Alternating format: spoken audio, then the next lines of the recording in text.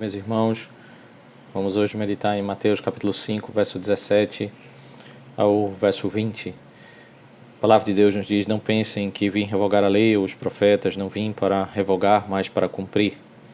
Porque em verdade lhes digo, até que o céu e a terra passem, nenhum i ou um tio jamais passará da lei até que tudo se cumpra.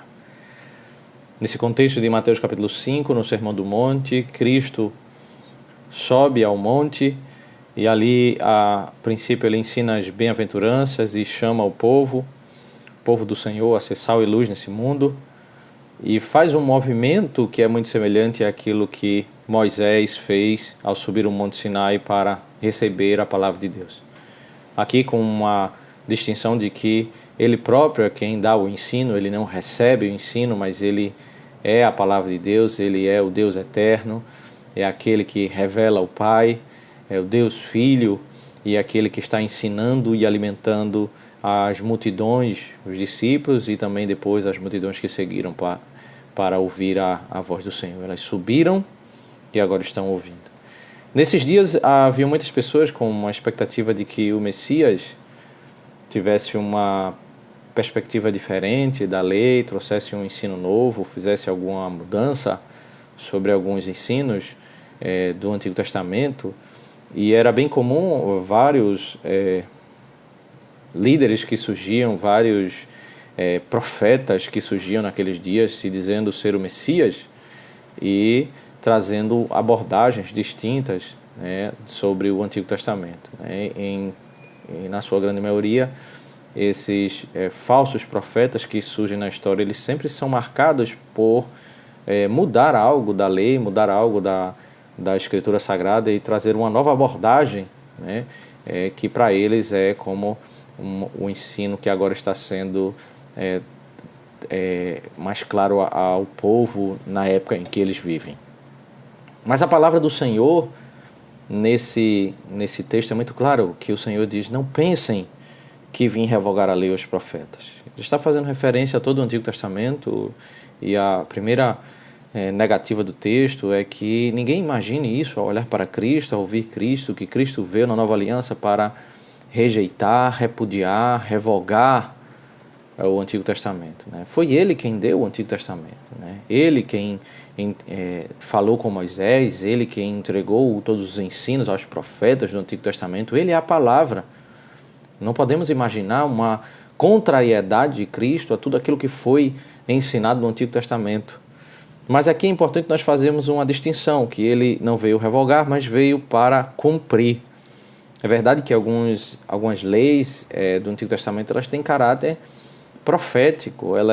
As leis cerimoniais elas apontavam, elas não eram simplesmente regras sem propósito, mas elas estavam recheadas de elementos proféticos que apontavam e se cumpriam na obra de Cristo, na morte de Cristo, e por isso, após a sua morte, elas de fato não deveriam ser observadas. Mas nós não devemos entender que todas as leis do Antigo Testamento elas têm esse caráter profético, porque as leis morais revelam o caráter de Deus, que Deus é santo, aquilo que ele se agrada e aquilo que ele se desagrada, e através dessa lei o povo deve entender a vontade de Deus para saber como viver em santidade para a glória do próprio Deus e para viver uma vida de paz e santificação. Cristo não veio revogar, mas veio para cumprir. Para que esse ponto ficasse muito claro na mente de todos aqueles que estão ouvindo e todos hoje que leem a palavra de Deus, ele acrescenta no verso 18, porque em verdade lhes digo, até que o céu e a terra passem, nenhum i ou um tio jamais passará da lei até que tudo se cumpra. Ninguém imagine que um pequeno, aquilo que é traduzido por i ou tio, são caracteres, seja gregos ou hebraicos, os mínimos caracteres, as mínimas pontuações, elas não seriam tiradas da lei, porque Deus, que é perfeito, que entregou a sua palavra ao seu povo, ele não rejeita a sua palavra, ele não muda de opinião, o Senhor é imutável em seus decretos, em seus ensinos. E o povo deve entender a sua verdade e não absorver ou dar ouvidos a qualquer abordagem, qualquer ensino de uma pessoa que diga que chegamos em um tempo de mudança, que Cristo veio tirar os pequenos caracteres ou pequenos ensinos, um ou dois ensinos, qualquer que seja, porque Cristo diz, eu não vim revogar nem que seja o mínimo caractere da lei, né, até que tudo se cumpra. E aí vem as implicações, verso 19, especialmente, ao lidar com os salvos. Porque o texto diz, aquele, pois, que deixa respeitar um desses mandamentos, ainda que dos menores, e ensinar os outros a fazer o mesmo, será considerado mínimo no reino dos céus. Aquele, porém, que os observar e ensinar, esse será considerado grande no reino dos céus. Perceba que são dois grupos e dois grupos de crentes. O ponto aqui não é tratar sobre salvação. O ponto aqui é que ele está se dirigindo a dois tipos de crentes, aqueles que começam a ensinar que os mandamentos perderam a validade e alguns mandamentos devem ser rejeitados, não precisam ser cumpridos, e passam a ensinar as outras pessoas. Existe outro tipo de crente, que é aquele que passa a ensinar que esses mandamentos devem ser observados, devem ser cumpridos e devem ser vividos para a glória de Deus. Esses dois grupos, eles não se trata de um grupo melhor do que o outro, porque ambos foram salvos pela graça, salvos pela bondade de Deus, pelos méritos de Cristo, por aquilo que Cristo fez na cruz do Calvário. Mas há uma distinção e, especialmente, o texto nos traz implicações para a eternidade. Aquele que rejeita alguns mandamentos e ensina isso no meio do povo de Deus, ele vai ter implicações para a eternidade, ele vai ser considerado o mínimo no reino dos céus. E aquele que ensina a palavra de Deus, ele vai ser considerado grande no reino dos céus. Aqui está o ensino que está relacionado com o ensino bíblico do galardão, aquilo que Paulo vai falar em 1 Coríntios capítulo 3. O ensino de que nós, ao sermos salvos pela graça, chegarmos à presença de Deus, nossas obras que nós fizemos em vida serão julgadas pelo Senhor. E o Senhor ali fará conosco, né, aquilo que na teologia reformada se chama de uma recompensa graciosa. É graciosa porque tudo vem dos méritos de Cristo, da bondade dele.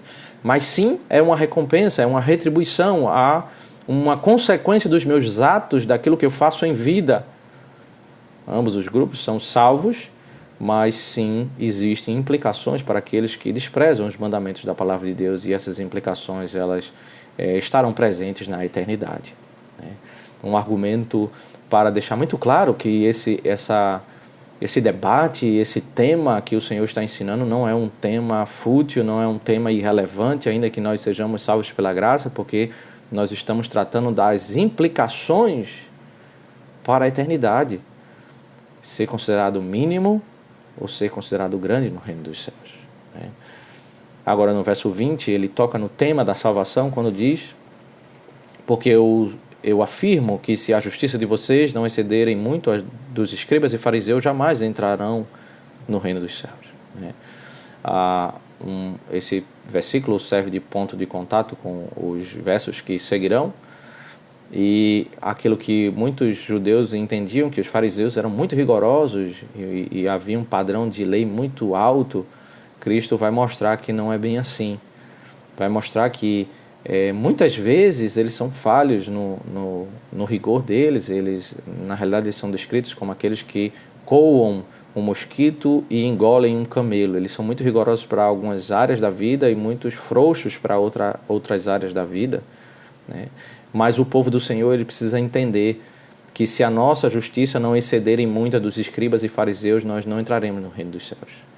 Nós não vamos entrar no reino dos céus pela obediência à lei, nós vamos entrar pela justiça de Cristo, aquele que é o varão perfeito, aquele que é o Messias perfeito, o homem perfeito, que morreu em nosso lugar, que cumpriu perfeitamente a lei, aquilo que nenhum de nós pode cumprir pelas suas próprias obras, e por meio dele é que nós temos a confiança. Então, o padrão da obediência de Cristo é superior do modo de vida em que os fariseus e saduceus estão vivendo, e escribas. Ninguém, ao pensar sobre salvação, deve confiar nos seus próprios méritos, nem naqueles grupos dos mais rigorosos que têm tantos preceitos e tantas regras que procedem do coração humano, porque nós só entraremos no reino dos céus pelos méritos de Cristo, aquele que tem a justiça maior e o padrão de justiça maior. Mas esse verso nos prepara para a sequência, ao comparar Cristo e o seu ensino sobre o Antigo Testamento com o ensino dos escribas e fariseus que eles faziam sobre o ensino do Antigo Testamento. Que o Senhor Deus nos abençoe e nos faça entender o valor de nós apreciarmos e vivermos a santa lei de Deus. Que Deus nos abençoe.